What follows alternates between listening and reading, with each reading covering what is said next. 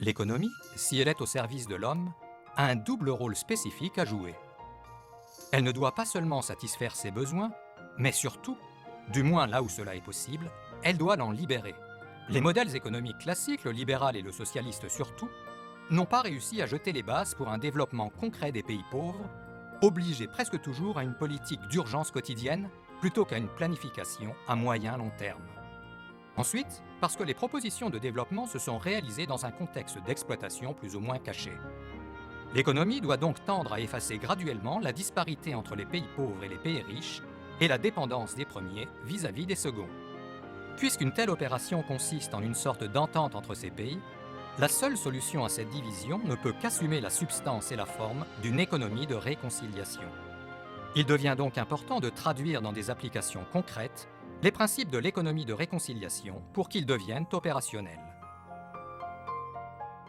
Dans ce but, il existe de nouvelles applications technologiques qui se concilient bien avec le concept d'économie en question, et notamment les sources d'énergie renouvelables, solaire, éolien, hydroélectrique, biomasse, biocarburant, etc. La disponibilité en énergie est fondamentale pour le développement, puisqu'elle est à la base de chaque micro ou macro-activité. Le problème est que l'énergie traditionnelle coûte trop cher aux pays en voie de développement, forcés à importer l'énergie provenant des pays riches et à la payer en devises précieuses. L'utilisation des sources énergétiques renouvelables crée dans ces pays une série d'avantages, parmi lesquels une réduction drastique des coûts induits par la consommation des sources énergétiques traditionnelles, et cela permet d'utiliser les fonds épargnés en faveur du développement. Cette énergie est caractérisée par une grande flexibilité et modularité. Elle peut être utilisée en quantité variable et facilement augmentée par l'addition de nouveaux éléments. Enfin, on peut ainsi amorcer un circuit vertueux d'activité productive en considérant le fait que de telles énergies ne nécessitent pas de lignes de distribution étendues et coûteuses. L'installation et l'entretien des unités de production énergétique sont relativement simples et peu coûteux.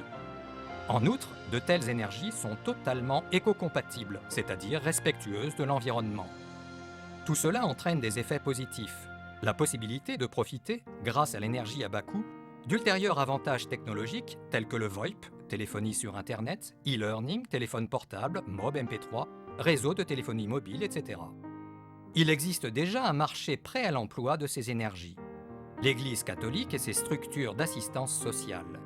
Les réalités ecclésiales ne consomment actuellement que de l'énergie traditionnelle, mais elles pourraient se convertir aux sources renouvelables. L'association EFREM, acronyme pour Energy Freedom, s'insère donc dans le contexte de l'application et de l'utilisation des énergies renouvelables dans le tiers-monde. Cette association sans but lucratif est formée par un groupe de techniciens, d'entrepreneurs, de spécialistes en interculture, de professeurs universitaires, de jeunes étudiants, etc. EFREM a une triple mission. 1. Étudier, présenter, projeter, réaliser et éventuellement gérer, au nom et compte du demandeur, n'importe quelle installation d'énergie alternative renouvelable, en premier lieu dans les pays en voie de développement et dans les structures sociales et pastorales de l'Église catholique. 2. Élaborer des études de faisabilité et de recherche de marché pour la réalisation d'un système de production et de distribution d'énergie alternative. 3. Former des formateurs, gérants, techniciens projeteurs, installateurs et agents d'entretien de énergie alternative renouvelable sociale. EFREM a déjà des contacts de travail au Ghana, au Kenya, en Afrique du Sud, au Burundi, en Ouganda, au Congo, au Cap-Vert. Le but fondamental d'EFREM est donc de transformer les consommateurs locaux d'énergie traditionnelle en producteurs directs et, si possible, en distributeurs d'énergie grâce au système de l'énergie alternative renouvelable sociale.